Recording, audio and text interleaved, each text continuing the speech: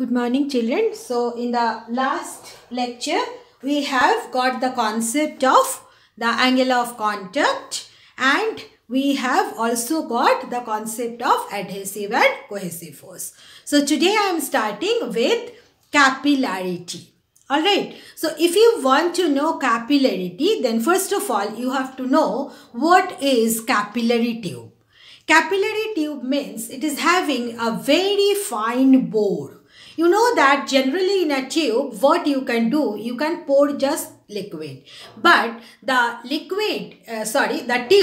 tube radius is so small, the bore is so fine that directly you cannot pour any liquid within the tube. That is known as capillary. So what is capillary actually? The tube which is having very fine bore.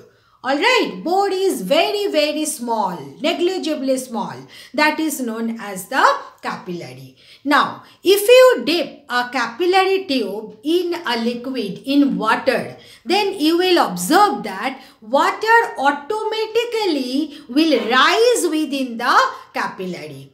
And if you dip a capillary tube in mercury, then you will see that the liquid mercury within the capillary, it falls. So the phenomena of rising or falling of liquid inside a very fine bored tube known as capillary is known as capillarity. Alright, now we have to find out that why it happens and what is the height of the rise and fall of liquid column within a capillary tube due to the capillarity. Alright, so here already I have written what is capillarity, the phenomena of rising or falling of liquid in very fine bored tubes known as capillarity. Alright, now what is the cause of capillarity? If you want to know, so you see here I have drawn the capillary tube so big, but actually the bore is very small. The radius is almost equal to, if you take, it is of the order of millimeter. Alright, the tube radius or the diameter is of the order of millimeter. Alright, so you see this is the, actually it is very fine board, but in order to show the different forces acting, we have drawn it, I have drawn it big. Alright, so let us consider that you have taken a capillary tube and you have dipped in water. I have taken water here.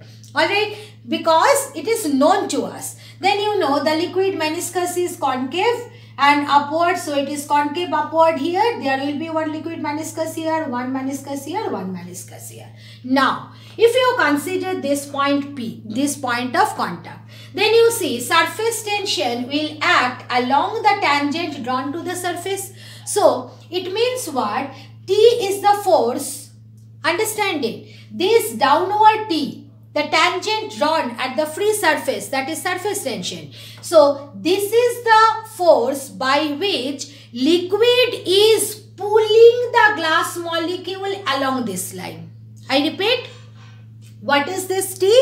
T is the force by which liquid is pulling the glass molecule in the downward direction along this line. So what the glass molecule will do?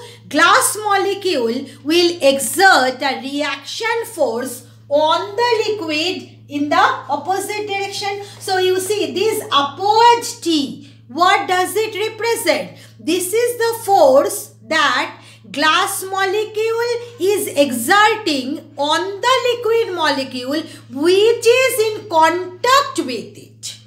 Understood? So, if you just understand it, if you consider the point of contact is nothing but a circle of radius r. So, you see at every point of this circle, the glass molecule, what it is doing, exerting a tension, exerting a force which is equal to T in the upward direction. Alright? Now, you see. According to our concept of angle of contact, what is this angle? This angle is the angle of contact. Now you see, if this is theta from the geometry of the diagram, this is vertically opposite, so this will be also theta. So you can break t into two components, t cos theta in the upward direction and t sin theta in the horizontal direction. So this point I have drawn only for these two part. I have drawn only for these 2 points of the circle. But it is true for all the point on this areas, on this line of contact of liquid with the glass molecule. So you see, if you consider t sin theta component, you see here also t sin theta acting, here also t sin theta acting. At every point t sin theta is acting in the upward direction, in the outward direction. So what will be the resultant of all t sin thetas? Resultant of all t sin thetas will be equal to 0. Is that clear? So if you consider the two components t sin theta and t cos theta, out of that you see t sin theta, it is getting cancelled. So what is remaining? Remaining is t cos theta. So what is t cos theta? How many t cos theta acting? What is the circumference of this circle? It is 2 pi r. If you consider r be the radius of the tube, then what is the circumference? 2 pi r. So at every point in the upward direction t cos theta is acting. So what is the total upward force acting? Total upward force acting on the liquid molecules, exerted by glass molecules. How much it is? You see here it will be 2 pi r into t cos theta. This is the total upward force acting on all the liquid. So you see what will happen. This is the liquid. Everywhere this is t cos theta acting and total is 2 pi r t cos theta. So due to this upward force, what will happen? The liquid column, it will creep up along the, it will rise along the capillary tube. So this is the diagram I have drawn. What is happening? The liquid is rising through the tube due to this total upward force. How much is the total upward force? 2 pi r t cos theta. This is the total upward force due to which the liquid column, it is rising up. Now the question arises, how long the liquid will rise? Now you see what is happening when the liquid column is rising up above this level, then the weight of the extra liquid column, it will act in the downward direction, isn't it? So how long it will rise up? Till the weight of this extra liquid column becomes equal to the total upward force. Alright, so let us consider h be the height of the liquid column which has risen or which crept up along the tube. Okay, so you see what will be the volume of liquid column above the surface. Alright, what will be the volume? You see, you can find out the volume of this one. What is the shape of this one? It is looking like rectangle, but actually it is a cylindrical one. So you know what is the volume of a cylinder? Pi r square h. So this is the radius r. This is the height of the liquid column. So it is pi r square h. Now you consider there are liquid in these two region also, in this region also, this region and this region. So how to get the volume of the liquid in this portion? You find out the volume of this entire liquid column. So what will be the volume of this liquid column? You see it looks like a cylinder whose height is r and radius also r. So what is the volume? Pi r square into r minus volume of this hemisphere. This is a hemisphere. Imagine it is a three-dimensional figure. It is not a two-dimensional figure. So it is looking like a semicircle, but it is actually hemisphere. So minus the hemisphere, what is the volume of a sphere? 4/3 pi r cube. So what will be the volume of the hemisphere? Half of 4/3 pi r cube means 2/3 pi r cube. So you see, on simplification, what are you getting? It is pi r square h, it is pi r cube minus 2/3 pi r cube. So you are getting pi r cube means 1 minus 3 by 2. 1 minus 3 by 2, how much? 1/3. So you are getting 1/3 pi r cube. So you see, you can take pi r square common. If you take pi r square common, it is coming h by r plus 3. H plus r by 3. So this is the volume of liquid column above the surface. Alright. Now, so as I said that how long the liquid will rise? Till the total upward force, which is equal to 2 pi r into t cos theta, is equal to weight of the liquid column raised in the tube. Now how we can get weight of the liquid column? Because we know the volume of the liquid column raised is given by pi r square h plus r by 3. This is the volume. Then volume multiplied by density is mass. Mass multiplied by g is weight. So this is the weight of liquid column raised in the tube. So you see, if you cancel the common terms, what are you getting? That T is equal to R into H plus R by 3 rho G divided by 2 cos theta. Alright, so this is the expression for surface tension of the liquid, and H is known as height of ascent or descent. Is that clear? Now, generally H is much bigger than R by 3. If you consider the capillary, as I said, that capillary, it is having very fine bore. So R is very, very small in comparison to H. So H is much greater than R by 3. So you can neglect R by 3 in comparison to H. So you can write T is equal to RH rho G by 2 cos theta. So got? Now for the liquid, for which theta is what? Angle of contact. If theta is acute, what does it mean? Cos theta will be positive. What does it mean? H will be positive. Means liquid will rise. Okay.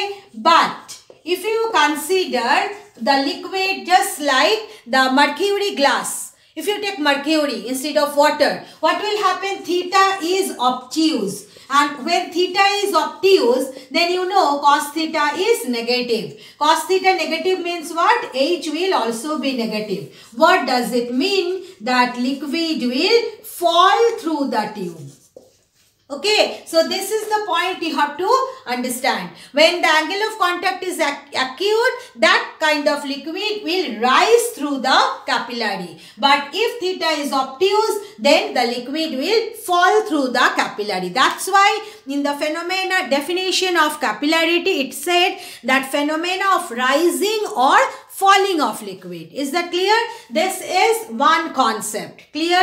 Now, if you consider any liquid, then smaller is what I said, radius of the capillary tube, and theta is the angle of contact. Is that clear?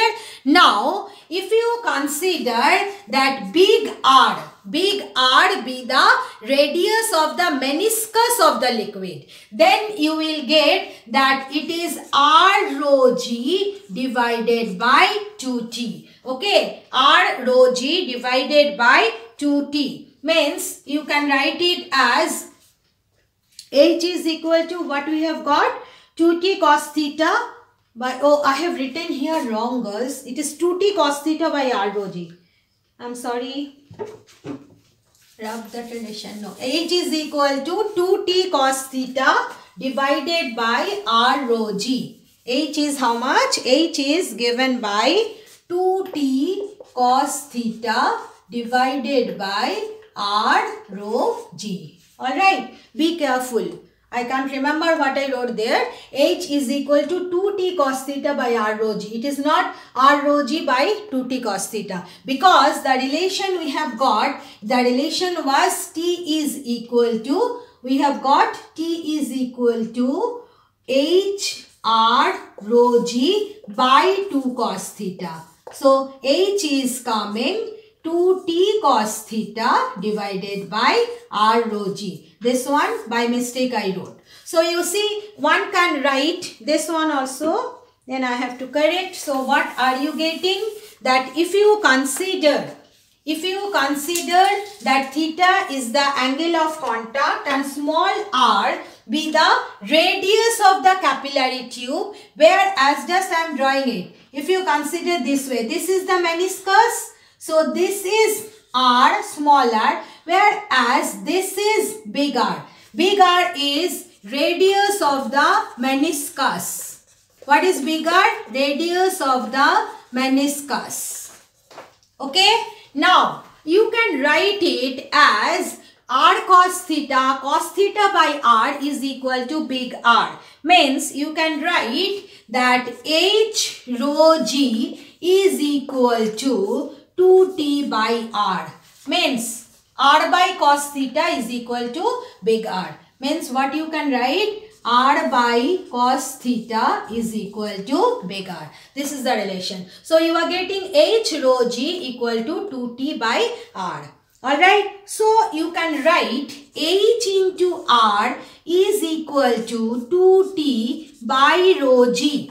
Alright. H into R is equal to 2t by rho g. Now T is the surface tension which is constant for a particular liquid. Rho is the density of the liquid. G is acceleration due to gravity. So everything is constant. So you can say that always for any capillary, H into big R is constant. Again I repeat, what is big R here? Big R here, radius of the meniscus. Now suppose you have taken a capillary of insufficient height. What does it mean? Suppose you have taken a capillary and you have dipped in a liquid. Then liquid can rise till a height h. Alright. Now what you have done? You are having a capillary whose height is h dash. Means it is less than the height to which liquid can rise. Alright, so don't think that when you have taken a capillary of insufficient height, then what the liquid will do when you are dipping inside the liquid will rise till h, then like a fountain it will fall. No, it will not happen. Okay, why it will not happen? Because you see we have got h into r is equal to constant. Okay, so if you consider the height h dash, then what will happen? The meniscus of the liquid will change to r dash. Means what? When h decreases to h dash, r will increase to r dash. Means what will happen? The liquid will it is h dash, liquid will rise till h dash, then it will spread itself so that the meniscus radius become r dash and then it will fall. Okay, but it will not fall like a fountain. Means it will rise up till the height h, then like a fountain it will fall. It will never happen. Alright, it means what? That liquid cannot emerge in the form of a fountain from the upper end of a capillary of insufficient length. Alright, the question may come like this: why a liquid cannot emerge like a fountain from the upper end of a capillary of insufficient length? Then you have to start with the ascent formula. What is the ascent formula? H is 2t cos theta by r rho g, where small r is the radius of the capillary tube and theta is the angle of contact, which you can write it as 2t divided by big R rho g, where big R is the radius of the meniscus. So you are getting HR is equal to, HR you are getting 2t by rho g is constant. So you can write HR is equal to H dash R dash, means if H decreases to H dash, R will increase to R dash. Okay, this is the answer. You have to start from the ascent formula, means this you have to write first, then you will come here. Okay, so whenever you are dipping a capillary of insufficient length, then never the liquid will emerge like a fountain from the top end of the capillary tube. Now next concept related with the capillarity is that instead of dipping the capillary vertically, if you just dip it inclined like this, then this concept already you studied in lower classes also. Then what will happen? Liquid will rise in such a manner to the length L so that vertical height remains the same H. Is that clear? So if you consider L be the length of the liquid within the capillary, H be the height of the liquid column, then if you consider this angle of inclination is alpha, then you see you are getting, this is perpendicular and this is hypotenuse. So you are getting sine alpha is equal to H by L. So H will be L sine alpha. L sine alpha. This is perpendicular and this is hypotenuse. So you can write L is equal to H by sine alpha. Either you can remember this formula or you can remember this formula. So what is the concept? Concept is that instead of vertically, if you dip the capillary in an inclined manner, then also what will happen? The height of the ascending liquid will remain the same. Means H is equal to 2t cos theta by R rho g. I repeat here, I cannot see because I wiped the whiteboard. So the ascent formula, H is equal to 2t cos theta by R rho g. Maybe by mistake at the end when I have written, I wrote it R rho g by 2 cos theta. Please you do correct it, because by mistake from t when I wrote it as H, I just reversed the numerator and denominator. Please you correct that. Ascent formula H is 2t cos theta by R rho g. Automatically it will come from the relation of t. From relation of t I wrote it correctly, but I did the mistake when I wrote H. Okay, so that's all about the concept of capillarity.